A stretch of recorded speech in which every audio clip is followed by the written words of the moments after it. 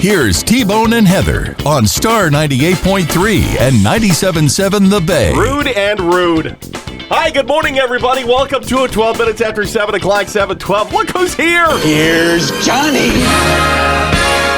Do you see how he...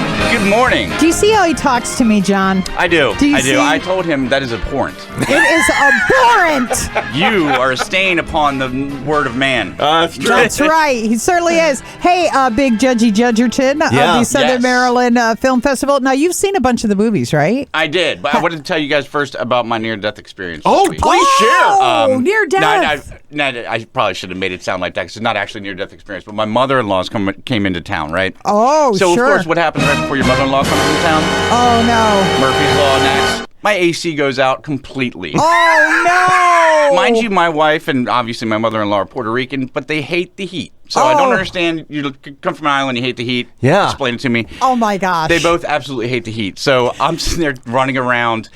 House is like 85 degrees. Oh, I'm learning as a homeowner, you need to have a Rolodex of Yes. a guy. A the guy. you You gotta need have a a guy. guy. Gotta have a guy for Gotta that. have a guy. Thank God for my buddy Tim. He works at Ideal Air, which is I'm sure you guys have seen the trucks around here. Yeah, Sure. Those guys have saved my butt so many times.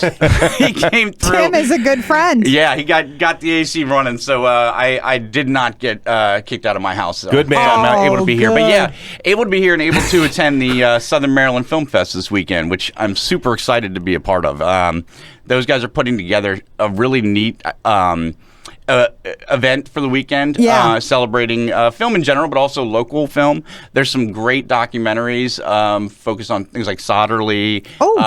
And there's now names escaping me, but there's an old army camp near Benedict that there's documentary about. It's a lot of things on the history of Southern Maryland. Cool. But there's also a lot of good, dramatic action movies, comedy movies, romance. Everything you need is there. So We were Wow. talking right before we went on the air, the advent of all this new technology that we have in cell phones and stuff, and you can shoot a movie on your phone. Right. We say film, but it's really not film. But it allows people to be... Creative. Because there's all these stories that people have to tell, whether it's real life things that they've gone through or stories they've thought up. And for years, well, what did you do? Well, you could write it down and hope that an editor picks it up or a publisher. Right. Well, that's a shot in the dark. You could try to make a movie. Well, sure. Then it gets good luck with Hollywood. So many of these stories just fell by the wayside, but now they can be brought to life, Right. And in a really decent manner. I mean, it's good. that's the thing that blew me away really about the films that are were curated for the film festival is everything looks like a studio film. Everything looks good, and that's the beauty of film from like an American spirit entrepreneur thing. If you want to get cheesy, is Sure. you can think of a new invention, but you're always going to need production. You're always going to need Right. somebody to invest to make Same thing, to right, make your exactly. widget and get it out. Film is the only thing that you as a person, and obviously your crew, so a small group, but you as a person can have an idea, create, and get out to everyone right by yourself. You can do it by yourself because you make one movie and you put it on YouTube or whatever. So it's there's a filmmakers reception tonight at the Tap House from 6 to 8. Open to the public. Everybody's welcome. I'll be there, so come and say hi. Nice. And then tomorrow at RC Theaters in Lexington Park, they have film blocks throughout the day. When does that start? That's so cool. When does that start tomorrow? Do you know? At RC Theater? 10 a.m., I believe. Yep. 10 a.m. Yeah. And- But you can go to somdfilmfest.org, somdfilmfest.org, and they'll have all the information right there. It's so cool, and I hope people do it. I hope people go out, and they're not all going to be home runs. That's a given. But what is? But go out and watch it, support it, because there's so many talented people, and they're doing great things. But they, obviously do have to be supported. So, go do that. Go see those films. Go check them out. Yeah, we there's films all day. Southern Maryland, we get left out of a lot of stuff. We've Yeah. never been huge on the map, at least not since colonial times. So, like, getting stuff like a film festival down here, building that up, it really makes a huge difference, not just for the counties itself, but also, all the kids coming up here, all Right. the people that live here that want to have that opportunity, it really makes it more accessible. Well, I've said many times, and we've talked about this before, and we got a good buddy, Brian Donahue. He's an actor, and he runs a little playhouse here in Southern Maryland. If you go out to local theater, I'm telling you right now, the quality of production and the acting, it's It's really, really good. It really is. And nobody, well, I shouldn't say nobody, but very few people know that. And this is one of these things that brings in more of that, which is just good all around. Yeah, that sounds like a lot of fun this weekend. So RC Theater, don't miss out. Now. Yep. And the Tap House tonight from 6 to 8. For the reception. Yes. Tell me about Nobody 2. Have you seen it, or have you been too busy watching? I love this. I love this because when Die Hard, if we take a step back, when Die Hard came out, it was framed as the everyman fights back against terrorists. Right. Bruce Willis is not everyman. He walked around in a tank top that whole movie, and that's not what I look like in tank top. Right. But Better Call Saul here, Bob Odenkirk, he's an everyman. He's an everyman. If you saw Nobody, the original one, you know that he's was fun. Regular suburban Kind of dad, schlubby. but downtrodden. Used to be a lethal hitman assassin. Right. And then his home is assaulted, and he has to go back to his old ways. Well, this time, it's him and his family. They're on a vacation. It's more of the same, and it follows a very standard formula for movies like this, where the first movie's about him, and the second movie is like, oh, what do you mean his wife has a secret too? Or it always goes down the line like that. So cool. But the bottom line is what you expect from Nobody is what it delivers in spades. I mean, Odenkirk is the last person you think could pull off a good action scene, but he nails it. Some people complain about that, and I never fully understood it, because I always look at it from this perspective. Last night, we ordered food from McDonald's. I know exactly what I was getting, and I got to tell you, it was delicious. Why is something, just because it's predictable, why does that out of the gate make it bad? Right. Well, people, it's funny. I think I've said this on here before, but when I first started reviewing movies and writing film reviews regularly, about 3 months in, I realized, oh wow, if you watch everything starts to seem bad. Like the cream really has to rise to the top. Right. Gotcha. But then also you start to struggle. Like, there is no harder film to write about. And I think this is why, for a lot of film critics, they end up sounding like they're trashing things a lot. The hardest film to write about is the one you're like, oh, that was okay. That was pretty good. Yeah. Because it's just like, if it's a base hit, it's pretty good. Yeah. And so I think a lot of people kind of teeter over to, it's a lot easier to trash something, basically. It's just laziness. But Nobody 2 is I don't think will be trashed, because it's just a lot of fun. People love Bob Odenkirk. Everybody love Bob does. Odenkirk. Yeah.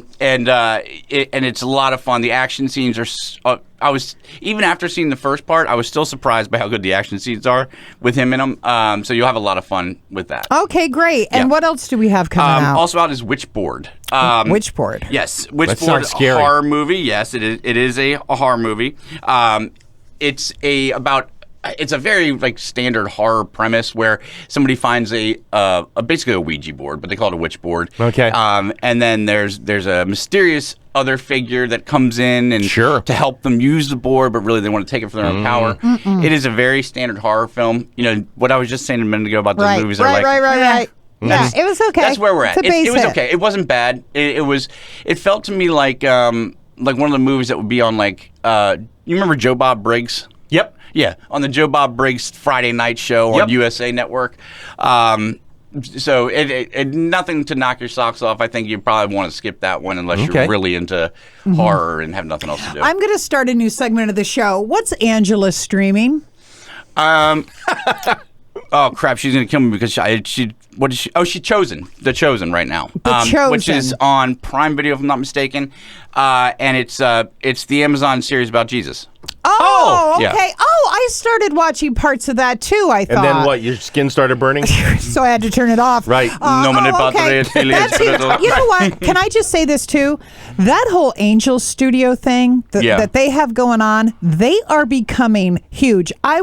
There was a movie that I saw, Dennis Quaid was in it, and it came up on my feed on Facebook. And I said, oh, that looks good. It looked like a historical, it was like a runner or a basketball player or something. I said, oh, that looks good. So I said, well, how much would it cost to get, a month worth of, they're charging like $160 a year to get that app. But they have so many really good movies. I mean, they're just churning them out and churning them out. I mean, it's become a huge studio. They are, and I'm so glad for it because there is a market for it. Oh, there's certainly a market for it, but it's a treasure trove of amazing dramatic stories.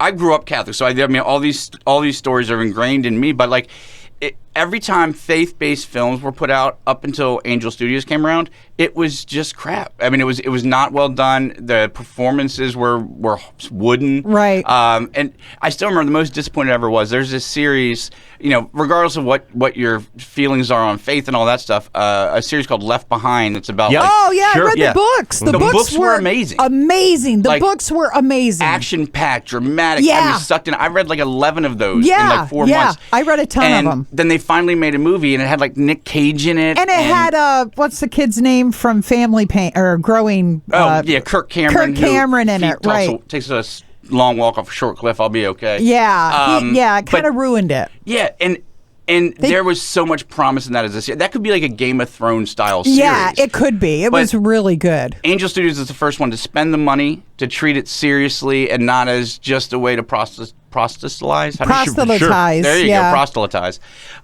They're becoming huge. Like they're becoming like Paramount. They are a monster studio. Well, and they have some core actors in their corner, like Neil McDonough.